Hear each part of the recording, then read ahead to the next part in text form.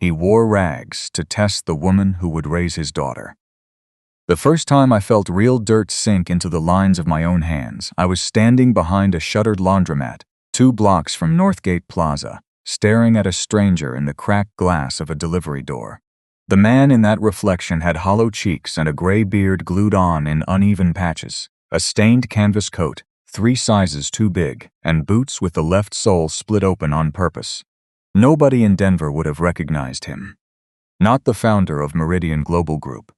Not the man whose face had run on the cover of 3 business magazines the same year his wife died. Not the widower who tucked his daughter into bed every night and lied and told her that everything was fine. My name is Grant Whitmore, and 9 days before I was supposed to marry Claire Bennett, I disguised myself as a homeless man to find out whether she deserved to become my daughter's mother. I need you to understand that I did not do this because I was cruel. I did it because I was terrified, and fear had been driving my life so long that I had started mistaking it for wisdom. A black sedan idled at the mouth of the alley. Dawson stepped out of it with worry folded into every crease of his face. He had driven for my family for 16 years, long enough to have watched me close deals worth more than small nations, long enough to have carried Emily's casket, long enough to have earned the right to look at me the way he was looking at me now. "Sir," he said quietly, "this is madness." I tightened the frayed rope I had tied around a torn backpack. "No," I said. "This is clarity." He glanced at the rags, then at my face, and something in him seemed to sag. "Clarity can ruin a man too," he said. I almost smiled. My chest was too heavy for it. 3 weeks earlier, I had overheard something I was never meant to hear. It happened at a rooftop dinner, the kind with a private chef and a view of the whole glittering valley, the kind of evening that costs more than most people earn in a season. I had stepped away to take a call, and when I came back, I paused in the dark of the hallway because Claire was laughing with 2 of her friends. It was not cruel laughter. That would have been easier to survive. It was soft and warm and expensive, and one of the women had said, "Imagine if Grant lost all of it tomorrow. The company, the penthouse, the whole empire." Claire had paused, only half a breath. Then she said, "Grant is not the kind of man who loses everything." Everyone laughed. I laughed too, standing in the shadows with a glass of wine going warm in each hand, feeling something cold crawl up the back of my neck. Because she had not said it would not matter. She had not said she would love me anyway. She had said I was not the kind of man who loses everything, and once a sentence like that lodges itself in a frightened mind, it grows teeth. Since that night, every kiss felt like a question I could not answer. Every gentle thing she did felt like evidence I was not allowed to trust. I hated myself for it. Claire had never asked me for a bigger ring or a second house or a seat at the front of my life. She had never once spoken my daughter's name, as though Lily were an inconvenience. And still the fear kept whispering, because fear does not require proof. It only requires a crack, and I had a crack the size of a canyon, and its name was Emily. My wife had been gone 8 years. Lily had been barely 2 when it happened. Too small to hold a single memory of the woman who gave her those same stubborn eyes. The official story was simple and clean. A rainy night, a highway, a car that went off an overpass into the river below. I had built a fortress of routine around that story, so that I would never have to look directly at it. I flew first class and never noticed the champagne. I lived in a penthouse with floor-to-ceiling glass and never watched the sunset. I bought a silver supercar I drove maybe 4 times a year because Emily had once teased me that rich men are just poor boys who never stopped being afraid. She had known me better than anyone, and she had died before she could finish teaching me not to be afraid. The night before I put on the rags, I sat on the edge of Lily's bed the way I imagined Emily would have if she had lived. Lily was 6 now, all elbows and questions, and she had begun to call Claire by a name that terrified me with its hope. Not Claire. Almost Mom, she would say, testing the shape of it, watching my face to see if she was allowed. That night she asked me whether Claire would still read to her after the wedding, even on the nights I worked late, even when she was old and boring and ate. I told her yes, and after she fell asleep I stood in her doorway and understood that this test was never only about my own heart. I was about to hand a person the most fragile thing I owned. The small warm girl who had my dead wife's eyes, and I did not know how to trust anyone that much. Not anymore. Fear had taught me that everything precious eventually goes into the water. So on a cold, bright Tuesday, I rubbed charcoal beneath my eyes, pulled a wool cap low, and walked out into the city as a man with nothing. The transformation was instant and total. By 10 in the morning, I was sitting outside the entrance of Northgate Plaza with a paper cup in my hand, and I watched the world decide what I was worth. A teenager dropped a coin without looking at me. A woman pulled her small son a step wider as they passed. Two men in tailored suits stepped around me the way you step around a spill. An older man in a threadbare jacket, poorer than the disguise I was wearing, crouched and set half a wrapped sandwich beside my boot. "Keep breathing, son," he said. Then he was gone into the crowd before I could answer. Those 3 words hit me harder than any board vote I had ever lost. I had spent 8 years being handled, flattered, negotiated with, feared. Not one person in that time had told me to keep breathing, as though my breath were something worth protecting. A young mother sat near me for a while to feed her baby on the bench, and she was not rich either. And she broke a granola bar in half and gave me the larger piece, and then apologized that it was not more. A man I recognized from a competitor's board dropped a $5 bill and said, "God bless," never knowing he had just blessed someone who could have bought his company twice over. An old woman with a cart of cans told me which church basement had the warmest cots and which one watered down the soup. In 8 years of running an empire, I had learned a great deal about leverage and nothing at all about this, the quiet economy of the forgotten, where people with almost nothing kept careful track of one another because no one else would. At noon, I moved toward the boutique district, where Claire met her wedding planner on Tuesdays. My heart was going so hard, I nearly abandoned the whole reckless plan. Then a white town car pulled to the curb and she stepped out, and every argument in my head went quiet. She wore a pale gray coat, and her dark hair was pinned back, and the engagement ring caught the winter light. Beautiful, composed, mine. Beside her walked Brooke, her oldest friend and maid of honor, talking fast and scrolling her phone at the same time. Claire laughed at something Brooke said, and then her gaze drifted down the sidewalk, across the crowd, and landed on the ragged man slumped against the cold brick. I lowered my head and gripped the cup until my knuckles ached. Her footsteps slowed. Brooke did not slow. She said, "Claire, we are already late. Do not do the thing you always do." But Claire had stopped walking. Her shadow fell across my broken boots. For one long breath, neither of us moved, and then her voice came down to me, careful and low. "Sir," she said, "are you hungry?" And I lifted my face just enough to look the woman I loved directly in the eyes, as a man she did not know. Her gaze searched me, not deeply, not the way she looked at people she cared about, just enough to decide whether I was dangerous or desperate or simply invisible. My throat tightened. In every version I had rehearsed, I had imagined myself calm, a man conducting a quiet experiment from a safe distance. But imagination is a liar, because with sunlight in her hair and concern pulling at her mouth, all I wanted was to tear off the beard and beg her to forgive me for doubting her. Brooke stepped in close and dropped her voice. "Claire, please, there are shelters for this. You cannot personally rescue every man on a sidewalk." Claire did not move. "Yes," I rasped, forcing my voice into something cracked and old. "Haven't eaten since yesterday." The lie scraped my tongue raw. Something moved across her face, quick and private, and she opened her handbag. Brooke sighed loud enough for the whole block to hear. Claire drew out a folded bill. $100. Too much to be careless, too little to prove a heart. She bent to place it in my cup, and then she stopped.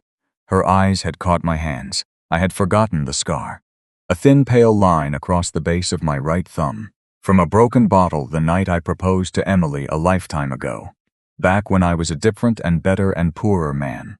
Claire had never seen it, but she had a habit of noticing what other people missed, and now she was noticing. "Your hand," she said softly. I pulled it under the coat. "Old cut," I said. She stayed crouched there a moment longer than she needed to. A bus hissed at the corner. A child cried somewhere near the parking structure. The ordinary world went on, indifferent to the fact that my whole future was balancing on one small scar and the sharpness of one woman's attention. Brooke touched her elbow. The planner is waiting. Claire placed the bill in my cup. She did not drop it. She set it down the way you set down something that belongs to a person who matters. Then she looked at me again. Please get something warm, she said. Not intimate, not suspicious, just kind, just short of everything I was starving to hear. Thank you, I whispered. She rose to go, and relief and disappointment crashed together inside me so hard I felt seasick. Then a gust of wind lifted the hem of my coat and exposed the inner lining I had failed to rough up properly, still smooth, still expensive. Brooke saw it first. Her eyes narrowed to blades. Wait, she said. Claire stopped. Brooke crouched, studying me with the sharp suspicion of a woman who distrusted poverty and deception in equal measure. That coat, she said. Where did a man like you get a coat like that? Found it, I said. In an alley, she said, and gave a short, humorless laugh. Of course. Claire, he is running some kind of angle. Look at him. The boots are theater. That lining had money in it once. The words landed harder than they should have, and I understood something absurd in that instant. I had built the lie myself, and still it wounded me to hear someone attack the man I was pretending to be. That is how deep the fear went. Even my disguise had a dignity I did not want stripped. Claire's jaw tightened. Even if he is, she said quietly, hunger is still hunger. Brooke stared at her as though she had spoken in another language. You are unbelievable. Claire turned back to me, and for one dangerous second I thought she might see through all of it. The beard, the charcoal, the way I held my pain behind my eyes, because I had held it there for 8 years. Instead, she reached into her bag again and drew out a small white card. Not money this time, an address. Safe Harbor Center, she said. They serve a hot lunch at 1. Tell them Claire sent you. I help out there sometimes. I stared at the card. I help out there sometimes. Claire volunteered somewhere and had never once mentioned it to me. Not across 2 years of dinners and galas and long, slow Sunday mornings. Not through an entire engagement. Not on a single one of the nights she had held my daughter while Lily fell asleep against her shoulder. She had kept it hidden. My mind grabbed the fact and sharpened it into a blade, because that is what frightened minds do. Maybe she performed kindness only when someone was watching. Maybe secret charity made her feel noble. Or maybe she had simply protected one pure thing from the loud gold world I lived in. I could not tell which, and not knowing was its own kind of torture. Thank you, I said again. She nodded. Then Brooke pulled her toward the boutique, and the glass doors swallowed them both. I sat on that cold sidewalk a long time after she was gone. The $100 bill sat in my cup. The shelter card rested in my palm. And for the first time since I had dreamed up this test, I felt afraid of the answer. I had expected coldness. Coldness would have let me walk away clean, with a righteous anger I could understand. But compassion complicated everything, and Claire had given me compassion, and I did not know what to do with it. The afternoon turned gray and impatient.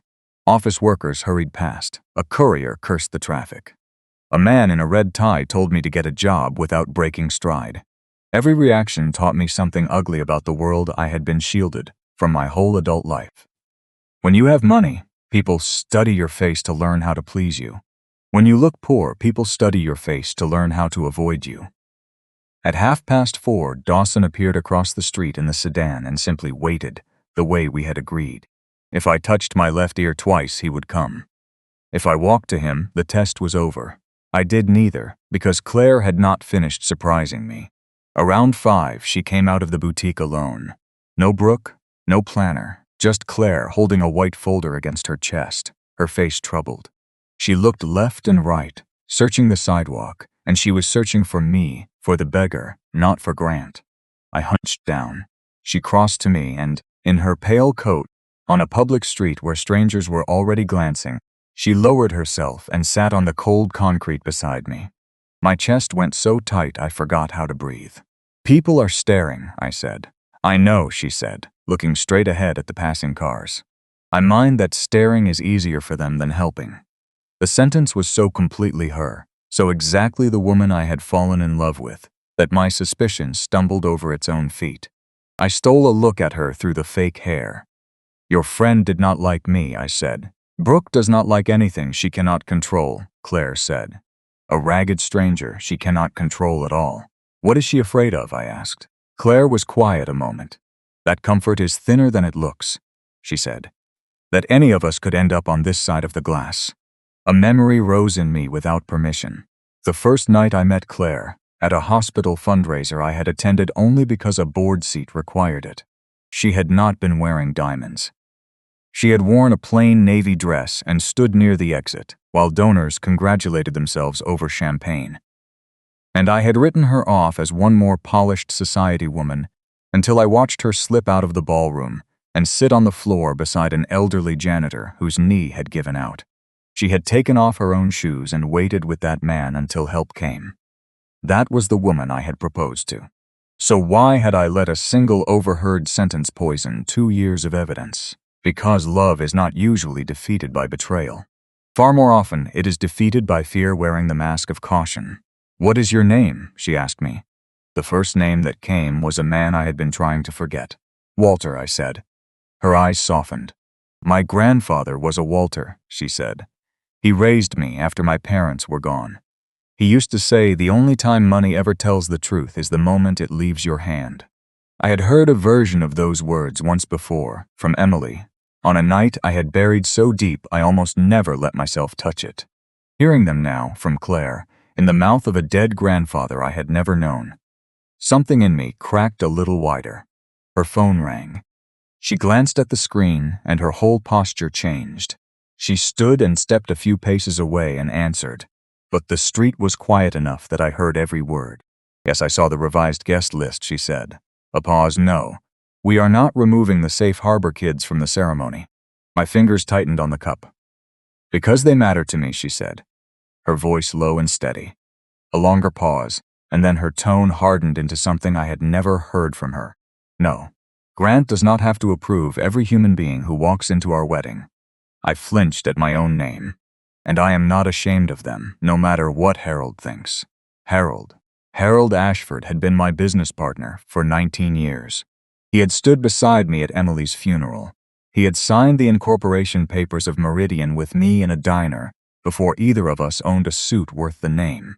He was the closest thing to family I had left besides my daughter, and I could not imagine why his name would surface in a fight about a wedding guest list, spoken by Claire like a splinter she could not pull free. She ended the call and stood very still with her back to me. Then she wiped quickly under one eye and turned around, and I looked away before she could catch me watching. I am sorry, she said, sitting again. For what? I said. For how people talk when they have decided someone does not belong.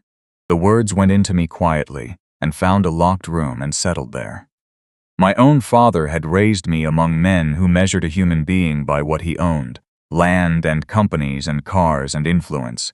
Men who even organized their kindness into tax deductions and photographed it from the flattering angle.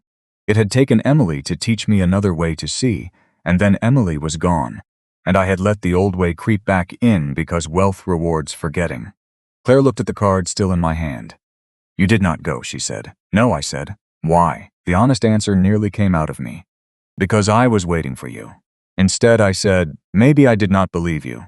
She nodded slowly, and it did not seem to offend her. People promise help all the time, she said. It costs nothing to sound kind. Thunder muttered, somewhere far off. She checked the time, and I watched a decision land on her face before she spoke it. Come with me, she said, to the shelter. There is a warm meal and a dry cot, and no one there will ask you a single question you do not want to answer. My heart slammed. This was not the plan. The plan was to sit outside the places she visited and watch whether she ignored me or mocked me or helped me, and to gather enough truth to quiet the fear.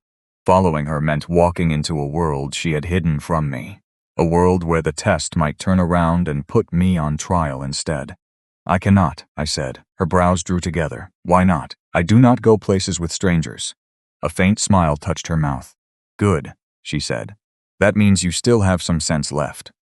She opened the folder and pulled out a sealed paper bag I had not noticed. I bought this earlier, she said, in case you would not come. Inside was a real meal, warm still, roasted chicken and rice and bread, and a bottle of water, food chosen with care and not scraped together from leftovers. Why would a man not come? I asked. because sometimes help feels like surrender, she said. She said it the way a person says a thing they have lived. Before I could answer, a long, dark car slid to the curb, and its rear window came down. The man inside was somewhere in his 60s, silver at the temples, dressed with the effortless authority of a person who expected the world to rearrange itself around him. I knew him. Of course I knew him. It was Harold. He did not look at me at first. He looked at Claire, and his voice was smooth and cold. "Claire," he said, "get in the car." The air changed. Claire stood, but did not step away from me. "Harold," she said. "Brooke called me," he said. "She told me you were sitting on the pavement with a vagrant 9 days before your wedding." The word vagrant hit Claire harder than it hit me. "He is a man," she said. "He is a liability," Harold said. "And you are about to marry into a great deal of visibility. Do not embarrass this family." "This family," Claire repeated, and gave a small laugh with no joy in it. "Harold, you are not my family. You appointed yourself the manager of it." Harold's eyes moved to me then, slow and dismissive, the way a man reads a line item he intends to delete. Something in me went very still under that look, because Harold had looked at 1,000 things that way across 19 years, and I had never once wondered what it felt like to be on the receiving end of it. People had begun to notice. A phone came up, then another. The engagement of Grant Whitmore was public enough to feed the gossip pages, and a clip of the bride arguing with a family friend beside a homeless man could be a headline by midnight. Claire had every reason to stand up, brush off her coat, and get in the car. Every practical reason, every social reason, every wealthy reason. Instead, she crouched and set the food bag carefully beside my cup. Then she did something that shattered the clean lines of my little experiment. She took off her engagement ring. My lungs emptied. She held it in her palm and looked at it as though it had suddenly grown heavy. Harold made a sharp sound. "Claire, what are you doing? If this ring means I cannot sit beside a hungry stranger without becoming a scandal," she said, "then maybe everyone has misunderstood what I am about to promise in front of God and 500 guests." She slipped the ring into her coat pocket. She did not throw it. She did not reject me. She simply removed it from the fight so that it could not be used as a leash. Then she looked at me one last time, and there was something in her eyes I could not name. Something older and sadder than the moment called for. "I have to go, Walter," she said. "I am sorry." The false name burned in my ears. She stood and got into the car, and it pulled away into the thickening rain. Dawson crossed the street at once. "Sir," he said, his voice low, "we should stop this." I stared at the place where she had been sitting, and for the first time all day, I understood something that turned my stomach to ice. I had put on rags to discover the truth about her character, and instead she had shown me the truth about mine. Because she had looked at a beggar and seen a man, and I had looked at the woman I loved and seen a suspect. The first fat drops of rain broke against the pavement. Dawson opened an umbrella over me, but I was already on my feet. "Follow her," I said. His eyes widened. "Grant, not close. Just follow." Across the street, the boutique doors opened and Brooke rushed out, phone pressed to her ear, talking fast. She looked in the direction Claire's car had gone, then turned, and her gaze swept the sidewalk and stopped on me. Something flickered across her face. Not recognition of my features, recognition of the shape of a lie. Her mouth parted, and she lifted the phone higher and spoke into it clearly enough for me to hear through the rain. "Harold," she said, "we have a much bigger problem. I think the beggar is Grant." Rain hammered the windshield as Dawson eased us into traffic, 3 cars behind the dark sedan carrying Claire and Harold. I stayed low in the back seat, still wearing the disguise, the fake beard itching, the wet coat clinging to my arms, and none of it bothered me half as much as the sentence circling my skull. She looked at a beggar and saw a man. Dawson watched me in the mirror. 16 years I have driven this family, he said. I have sat outside meetings that decided the fate of thousands of jobs, and I have never once been as scared as I am right now. Keep driving, I said. He sighed. I hope you are testing the right person, he said, because from where I sit, the one on trial is in the back seat. 20 minutes later, the sedan stopped outside an aging brick building wedged between a pharmacy and an old stone church. No cameras, no luxury cars, no reporters, Just a faded sign that read Safe Harbor Center, the same address on the little white card in my pocket. Harold stepped out first, still dressed like a man who expected applause. Claire followed. Even from a distance, I could see the argument was not finished. He spoke sharply. She answered without raising her voice. And then something I did not expect happened. Harold did not go inside. He got back into the car in visible fury, and the sedan drove off, leaving Claire alone on the curb in the rain. She wiped her face, lifted 2 cardboard boxes from the step, and carried them inside as though she had done it 100 times. Dawson frowned. If this was only about escaping her family, he said, and did not finish, because he did not have to. Claire had not come here to make a point. She had come because she meant to be here. I opened the door. Dawson caught my sleeve. "Sir, if she recognizes you, she will not," I said. "And if someone else does." I hesitated, because my face had been in enough magazines to make it a fair worry. But the disguise had fooled Claire herself, and hundreds of strangers, and it would have to fool a few more. "I am going in," I said. The smell reached me first. Fresh soup, warm bread, coffee, laundry soap. The building was not fine. Paint had chipped from the walls and no 2 chairs matched, and the floor carried decades of scuffs. But something filled that room that money almost never buys. Warmth. Children laughed near a shelf of donated books. An old man played checkers with a teenage volunteer. 2 women folded clothes into neat stacks. No one there looked important. Everyone there looked needed. I kept my head down near the door, and then I saw her. She had traded her heels for a pair of worn sneakers from a locker. Her pale coat had disappeared under a stained volunteer apron. She had tied her hair back and gone straight to the kitchen, and nobody applauded, and nobody thanked her, and nobody so much as looked surprised, which told me everything. She belonged here. A gray-haired woman crossed to me with a tray. "You must be Walter," she said. I nearly stopped breathing. "My name," I said. She smiled. Claire called ahead, said a proud gentleman might come by, looking nervous, pretending he was not hungry. "She called," I said. "Oh, she calls," the woman said, laughing softly. "Asked us to keep an eye out for you." A strange pressure gathered behind my eyes. Not pity. Something harder to hold. Because spontaneous kindness on a sidewalk is one thing, and this was another. This required planning and memory and follow-through. This required her to think of a ragged stranger, while her own family was tearing at her over a wedding.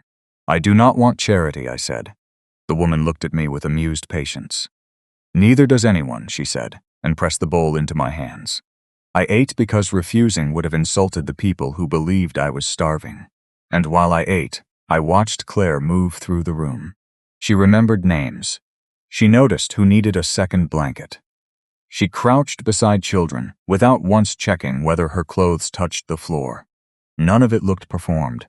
None of it looked rehearsed for an audience. Because there was no audience worth performing for. Only the forgotten, and the tired, and the poor.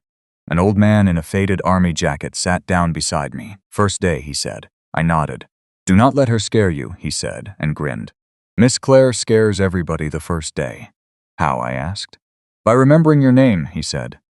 "Most folks feed us once so they can feel good about it."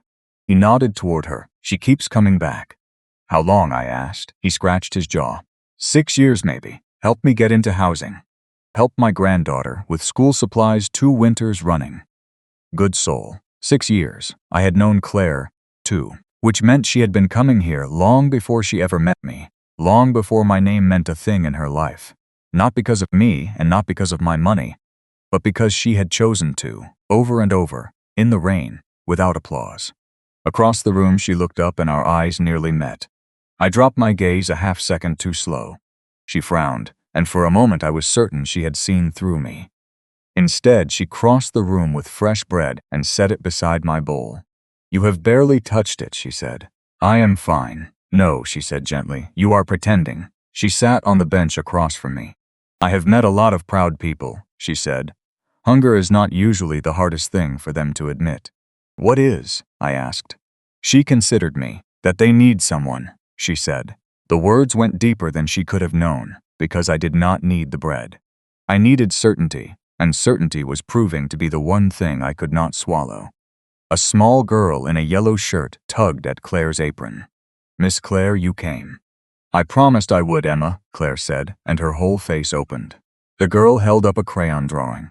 2 stick figures under an enormous yellow sun, one in a dress, one wearing a crown. "Who is the king?" Claire asked, laughing. Emma giggled. "You are," she said. "You help everybody." Claire shook her head and crouched to the girl's level. "Helping people does not make anyone a king," she said. Emma thought hard. "It makes you safe," she said. Claire pulled her into a hug, and I had to look away because there was nothing false in it, and false was the only thing I had come here to find. The old man in the army jacket leaned toward me again after a while, lowering his voice as though sharing a secret. "You got somebody?" he asked. "A kid, maybe?" I must have flinched because he nodded to himself. "Thought so," he said. "You keep looking at the little ones like they cost you something." I said nothing. He went back to his soup. "My daughter is 6, I finally said, and I did not know why I said it, except that in the rags it felt safe to be honest for once. The old man smiled without looking up. "Then you already know the answer to whatever brought you here," he said. "A man who loves a kid that much only puts on a disguise because he is scared of hoping." I sat with that longer than I want to admit. Hours passed and I sat and watched and questioned everything I thought I knew. Then the first thread came loose. A young volunteer named Tyler came in with a clipboard and crossed straight to Claire. "You have to sign these," he said. "The monthly deposit." She took the clipboard and lowered her voice. "They do not need to see my name on it, Tyler. The accountant says we have to record the source of the scholarship money," he said, just as quietly. Scholarship money, I thought. Claire glanced around, signed the forms fast, and slid them under a folder. But I had already read one line at the top. "The Emily Whitmore Memorial Fund." The bowl went cold in my hands. Emily, my wife. The memorial fund I had established after her death. The fund I had handed over to Harold to administer years ago, because I could not bear to look at her name on paperwork. The fund I had not personally checked in longer than I wanted to admit. Claire was signing deposits into it. Claire, who had a secret tie to my late wife's charity and had never told me. Why? Why keep that from me, of all people?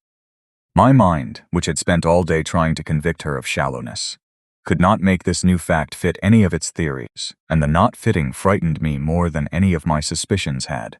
The center emptied out after 8. Claire changed back into her coat and gathered her things, and I slipped out ahead of her into the dark. Dawson brought the car around. "Home?" he asked. I did not answer. Across the street, Claire stood under a street lamp waiting for a ride, and she looked nothing like the composed woman planning a 500-person wedding. She looked exhausted and alone. Her phone rang, and she answered instantly.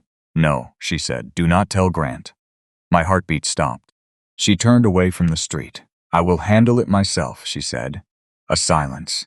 Then her voice cracked for the first time all day. "If he finds out before the wedding, everything falls apart." The call ended. She stood very still, and I sat frozen in the dark of the car, while the rain drummed on the roof like impatient fingers. Because after everything I had seen, one impossible fact now stood between us. Claire was hiding something, and whatever it was, she believed it could destroy our marriage before it ever began. Dawson did not start the engine. He rested both hands on the wheel and let the wipers keep time. "You are assuming the worst," he said finally. "I am assuming nothing," I said. "You have assumed 10 things since noon." He was not wrong.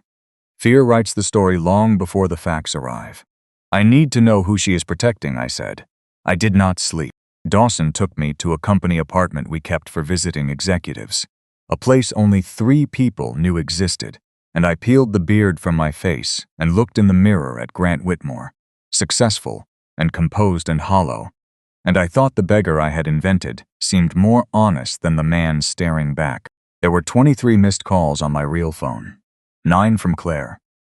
1 voicemail from her that I could not make myself play, because if I heard her voice, I might answer in mine, and I was not ready, not after that street lamp, and that cracked sentence in the rain. By noon I was Walter again, and the disguise felt heavier than before, not from the clothes, but from what I now knew about the woman I was testing, or thought I knew. Dawson parked a few blocks from the Botanical Conservatory, where Claire sometimes met the planner, and I found her alone on a bench with her wedding binder closed beside her, and her face turned toward the frost on the glass. She looked like a woman waiting for news she dreaded. Another woman approached, late 60s, silver hair, a plain blue coat. Claire rose and embraced her, and it was not a formal hug. It was the kind you give someone who has held you through the worst nights of your life. I moved closer along the path without drawing an eye. "You look tired," the older woman said. "I am tired," Claire said, and laughed without any lightness. "You carry too much, dear." The woman reached into her bag and pressed a sealed envelope into Claire's hands. "I found these when I cleared out the storage unit," she said. "I could not throw them away." Claire stared at the envelope as though it might bite. "I thought they were gone," she said. "What if Grant sees them? He deserves the truth," the woman said gently. "He absolutely deserves it, and so do you." My pulse pounded. Truth. The word had chased me all day. The older woman walked away toward a small cafe across the garden court, and Claire remained on the bench a long time, staring at the envelope before she slipped it into her bag without opening it. If it held something important, why not read it, unless she already knew exactly what was inside and could not bear to look? I followed the older woman into the cafe. She ordered tea and sat by the window, and I took the table behind her, and after a while, she drew a small photograph from her wallet and smiled at it with unmistakable love. I leaned a fraction. The picture showed a teenage Claire beside a much younger version of the same woman. Not mother and daughter. The faces did not match that way. A guardian, maybe. The grandfather Walter had raised her, she had said. But there had clearly been a woman too.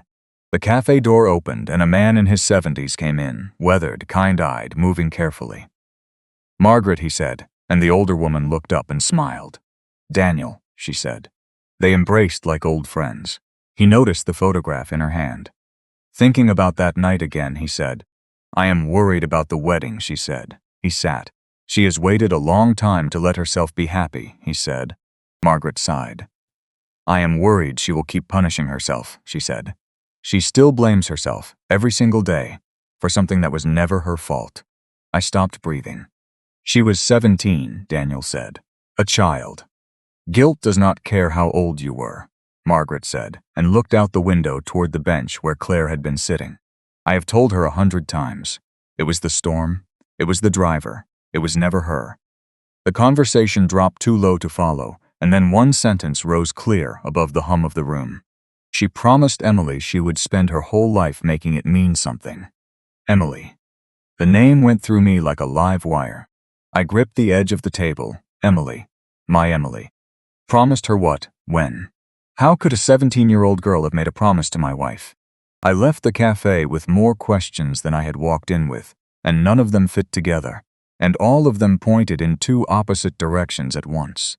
Claire was hiding something, yes, but everything I had learned suggested she was not protecting herself. She was protecting someone else. She was protecting me. That evening, my oldest friend called Ethan, my best man, and I answered through a voice app I had installed years ago for security, and the disguised voice said hello. "Nice try," Ethan said immediately. I went cold. "You think I do not know your breathing after 20 years, he said. I almost laughed despite everything. Only Ethan could identify me by the way I breathed. "I need to see you," he said. "You have vanished. Brooke has been calling everyone." She asked me a strange question, Grant. She asked whether you were running some kind of test on Claire. My grip tightened on the phone. "What did you tell her?" I said. "The truth," he said, "that when you are about to make a decision that could bring someone close to Lily, you do not get suspicious. You get terrified." He let that sit. "I have known you since before Emily, Grant. I know exactly where the fear comes from. You do not doubt Claire because she is false. You doubt her because you cannot believe the good thing is allowed to stay." The words undid something in me. Terrified, not calculating, not controlling. Terrified. My mind slid back 9 years to Emily on our porch the summer before the accident, telling me that the bravest thing a frightened man can do is trust anyway. I had not managed it then. I had spent every year since proving I still could not. I hung up and sat in the dark of the borrowed apartment and let myself remember Emily properly for the first time in years, not the funeral or the empty side of the bed, but the actual woman. The way she left her shoes in the middle of every room. The way she cried at commercials and laughed at her own jokes before she finished them. The way she had looked at me across a crowded room the night we met and decided, apparently on the spot, that I was worth the risk of loving. She had never once asked whether I was the kind of man who could lose everything. She had simply loved the man in front of her, the fear and the flaws and all of it, and she had died before I learned how to do the same for anyone else. Claire had been trying to teach me that same lesson for 2 years, and I had been too frightened to sit still long enough to learn it. The next afternoon I went back to Safe Harbor, not to watch Claire, but to understand her, and she was not there. Tyler recognized me.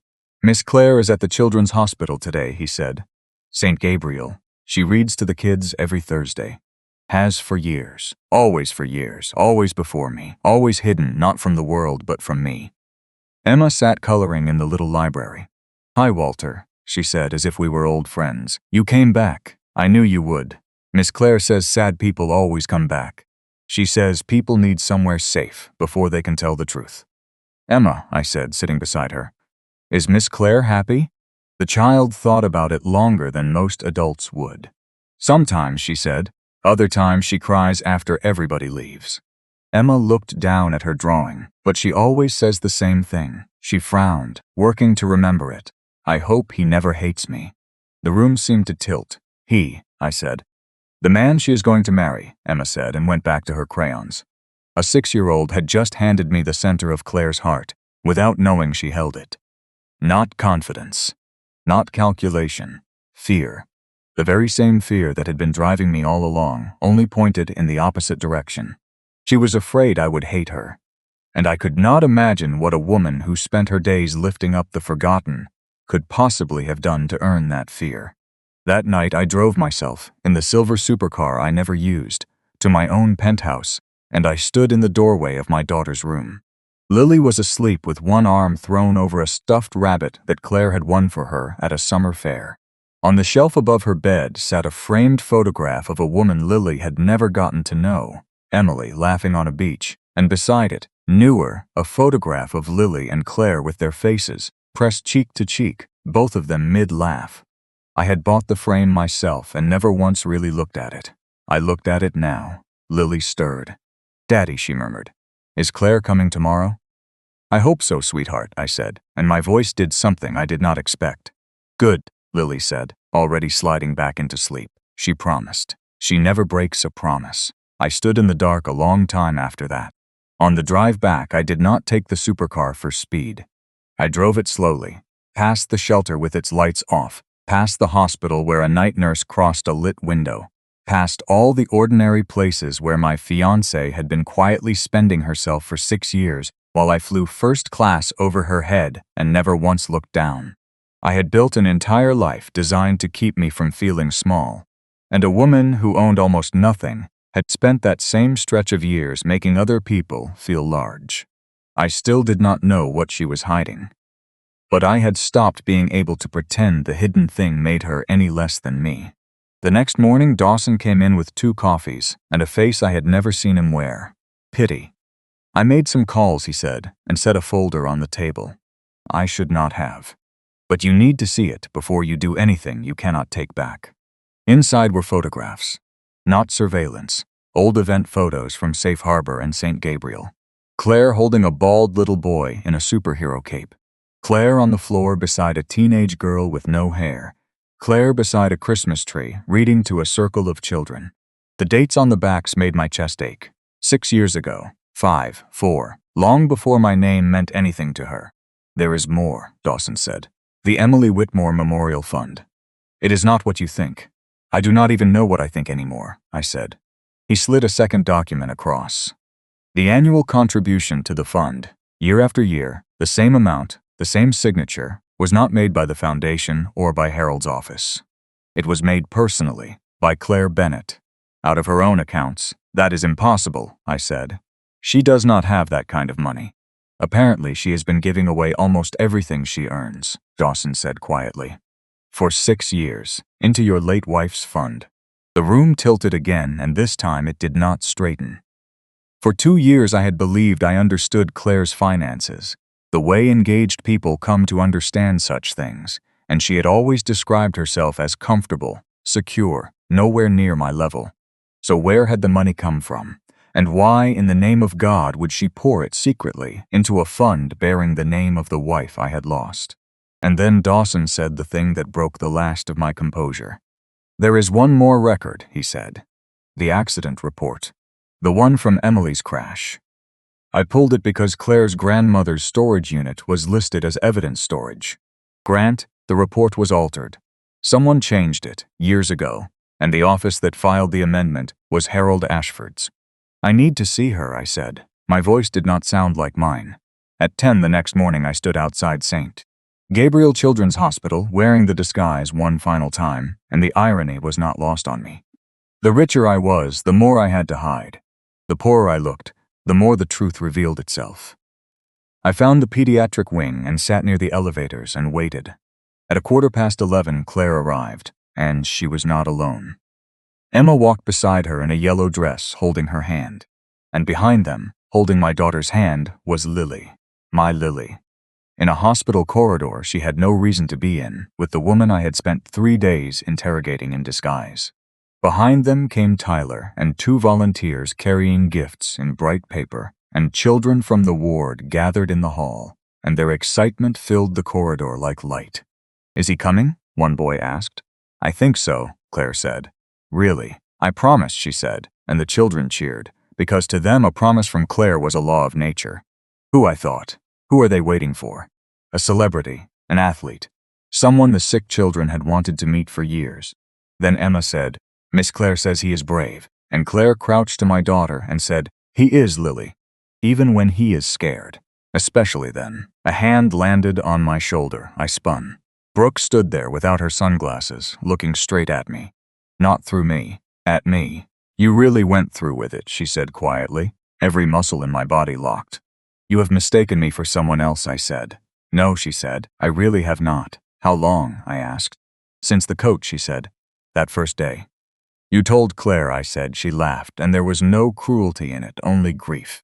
"Do you honestly think I would do that to her?" she said. I said nothing, because I had decided long ago that Brooke was shallow and judgmental, and the story had fit so neatly that every fact became proof of it. That is what stories do. Once you believe one, you stop seeing the person. "You want to know something," Brooke said. "I hated you. Not because you were rich, because I was certain you were going to break her heart. She never once believed she deserved you. She spent 2 years bracing for the day you would leave." "Why?" I said. Brooke's face changed, and what came into it was not contempt but a terrible sorrow. "You really do not know," she said. She looked past me, to Claire and the children, and then back. And for the first time since this nightmare began, I saw pity in her eyes. "Oh God," she said softly. "She never told you." "Told me what?" I said. Before Brooke could answer, applause erupted down the hall. The children were cheering. Claire turned toward the entrance, and whatever she had been waiting for had finally arrived. Brooke gripped my arm. Her fingers shook. "Grant," she said, "if she does not tell you herself, you will never forgive yourself for what you have already done." Then she let go, and I turned toward the entrance as the doors opened. It was not a celebrity. A man in his 70s walked in, weathered and kind-eyed, in a plain jacket, carrying the tired dignity of a person who had survived more than his share. It was Daniel, the man from the cafe. The children swarmed him. Emma reached him first. "You came," she said. "I promised," he said, and knelt to hug her. Claire walked to him, not with romance, but with relief, the specific relief of watching something fragile survive one more day. "Thank you," she said. He smiled. "I almost did not," he said. "I know," she said. And then Lily ran to him too, my daughter, and threw her arms around a man I had never met and said, "Uncle Daniel," and my whole understanding of my own life cracked straight down the middle. The children were taken to lunch, and the corridor emptied, and Claire and Daniel stood alone by a window overlooking the city. I moved close enough to hear. "You did not have to come," Claire said. "Yes, I did," Daniel said gently. "I am scared," she said. "I know. What if he hates me?" "Then he is a fool," Daniel said. "You have not met Grant," she said, and laughed sadly. "No," he said. "But I have met you, and I was there that night, Claire. I was the other driver on that bridge." His wife pulled you out of the water, and then she went back for me. Silence. Then Claire spoke so quietly I almost missed it. I should have told him from the beginning, she said. Why did you not? Daniel asked. Because when a man looks at you the way Grant looks at me, she said, you do not want to become the reason that look disappears. Daniel reached into his jacket and drew out a photograph. I could not see it. Claire could, and the color drained from her face. I have not looked at that in years, she said. Maybe it is time, he said. She took it with shaking hands, and then she began to cry, not the way people cry in films, but the way people cry when they are finally too tired to keep being strong. And Daniel held her the way family holds family. Grant, said a voice behind me. I turned, Dawson, and beside him, impeccable and composed and pale with fury, stood Harold Ashford. He did not see me at first. He saw Claire, and he walked straight toward her, and the corridor seemed to drop 10 degrees. Mr. Ashford, Claire said, and there was no warmth in it, only a wariness I had never seen her aim at anyone. Harold held up an envelope, the same kind Margaret had given her in the garden. I believe this belongs to you, he said, and I would very much like to know why my private storage was disturbed. Daniel stepped forward. You had no right, he said. I have every right, Harold said. When a woman intends to marry into this family, while sitting on information that could unravel all of it. He turned the envelope in his fingers. Do you know what is in here, Claire? The original accident report. The one I spent a great deal of money making disappear. My blood went to ice. Why, Claire whispered. Why would you? Because the truth was inconvenient, Harold said, and his composure was the most frightening thing in the room. Because Emily Whitmore died a hero, pulling a drunk stranger out of a river, and a heroic death is a lawsuit and a scandal and a distraction. Because Grant was destroyed enough to hand me the memorial fund and never look at the books, and a man who never looks at the books is a very useful partner. He smiled thinly. And because you, my dear, have been quietly funneling your own money into that fund for years to keep it alive, which meant no one ever noticed what I was quietly taking out of it. Emma's drawing, the scholarship money, the altered report. The pieces slammed into place all at once, and the picture they made was monstrous. Daniel's voice shook with rage. You stole from a dead woman's memory. I invested a dead woman's memory, Harold said. There is a difference in accounting. And that was when I stepped forward, and I reached up, and I pulled the beard from my face. The corridor went utterly silent. Claire saw me first, not the disguise. Me, Grant, she said, and my name in her mouth was full of a fear so total that it emptied the air from my lungs. Harold turned, and for the first time in 19 years I watched Harold Ashford lose his composure completely. His face went gray. Grant, he said, I can explain the accounting. I was not looking at him. I was looking at Claire. How long? I said. My voice did not sound like mine. Emily pulled me out of the river, Claire said, the words breaking as they came. I was 17. My grandfather had died that spring, and I was living with my grandmother, Margaret, and Daniel was driving me home from a late shift, and the storm took the road out from under us on the overpass. His car went into the water. I got out. I could not get him out, and your wife stopped her car in the rain. A memory rose, unbidden, whole. Emily on the edge of Lily's crib the last week of her life, telling me, if you ever see someone in the water, Grant, you stop. You always stop. She got me to the bank, Claire said, and then she went back for Daniel, and the bridge gave way. No one moved, no one breathed. She saved me, Claire said. She saved both of us, and she left a 2-year-old daughter and a husband, and I have spent every day since asking why it was me who got to live. Margaret says it was the storm. Daniel says it was fate. But I made your wife a promise while I sat on that riverbank, soaked to the bone, and I did not even know her name yet. I promised her I would make my whole life mean something. So I gave everything I could into the fund with her name on it. I read to children who are dying. And then, years later, at a fundraiser I only attended because it supported that same fund, I met a man named Grant Whitmore. And I realized I had fallen in love with the husband of the woman who died saving me. I could not speak. I wanted to walk away, she said. I tried. But then there was Lily, and Lily has Emily's eyes, and I could not stop loving either of you. And every single day I have been terrified that the moment you learned the truth, you would look at me and see the reason your wife is gone." The photograph had fallen to the floor.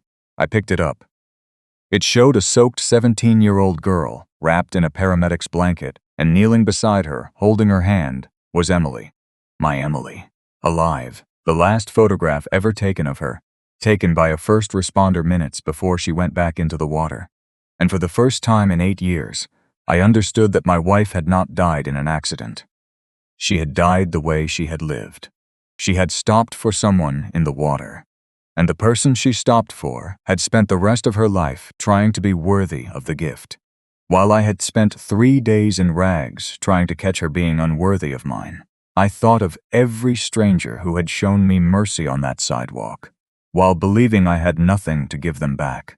The sandwich set beside my boot, the broken granola bar, the church basement directions, the woman who shared what little she had and then apologized for its smallness.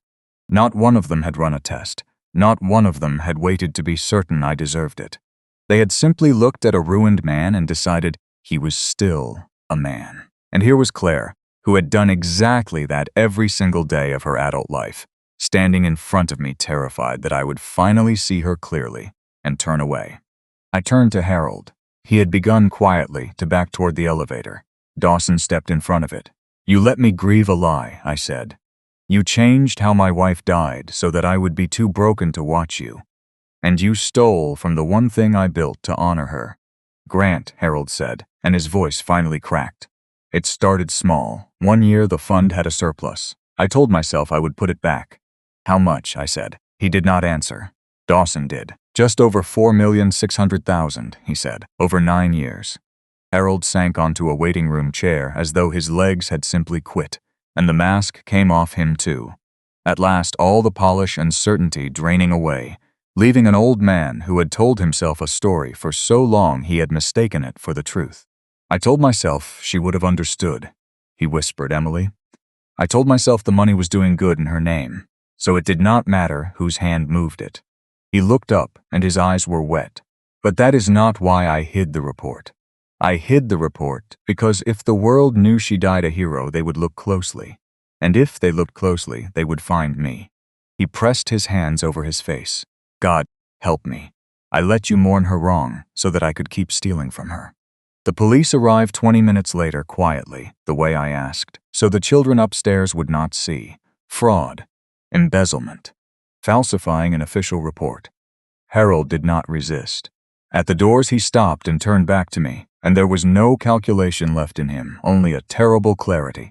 "I spent 19 years telling myself I was the practical one," he said. "That you were the dreamer, and I was the one who kept us alive."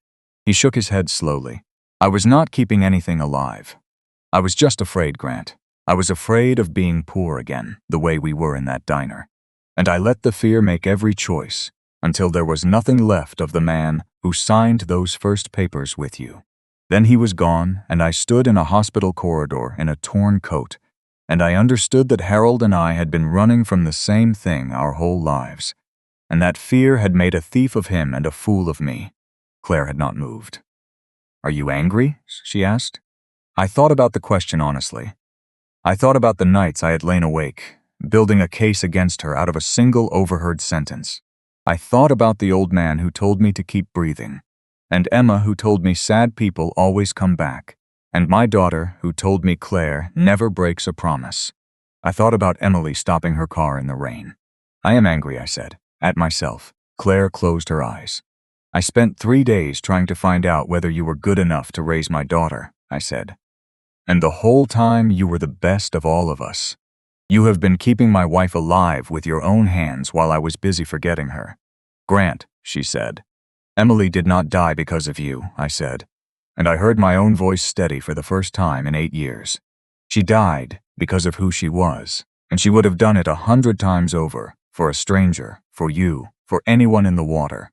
You did not take her from me. You are the last thing she ever gave me." Claire crossed the space between us.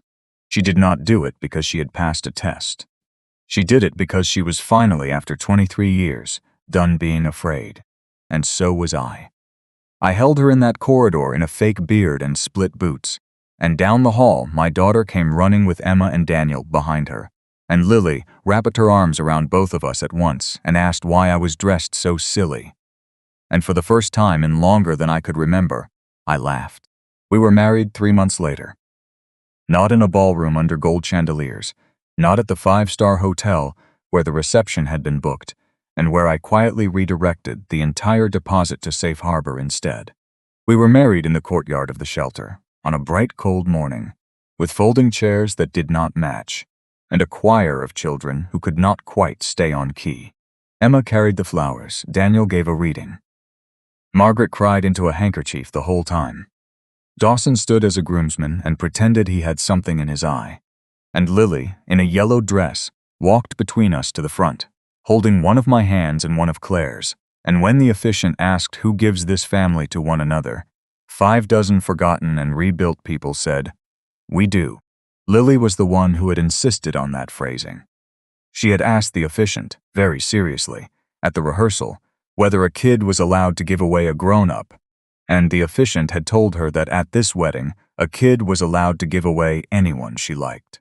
So when the moment came, my daughter looked out at the mismatched chairs and the shelter choir and the old man in the army jacket sitting in the second row in a borrowed tie, and she answered for all of us, and the whole courtyard answered with her. I stood and told all of them the truth about Emily, out loud, the way it should have been told from the start, that she had stopped her car in a storm, for 2 strangers she would never meet again, that she had gone back into the water knowing what it might cost, that the fund with her name on it was real again, restored to the last dollar, audited now by people I trusted, and that it would put 100 children through school in her memory. I watched a room full of people who had nothing weep for a woman most of them had never met, and I understood at last what Emily had meant. The only time money ever tells the truth is the moment it leaves your hand. Afterward, Claire took my hand and leaned close and whispered the words she had carried for 23 years, the words she had once been too afraid to say. "Your wife saved my life," she said. I looked around the courtyard, at the children, at Daniel and Margaret, at Dawson dabbing his eyes, at my daughter spinning in her yellow dress, at the whole unlikely family that one woman's courage in the rain had somehow built out of strangers. "No," I said, "she saved all of ours." And I learned far too slowly and just barely in time that the greatest tragedy is not loving the wrong person. It is letting your fear convince you to doubt the right one.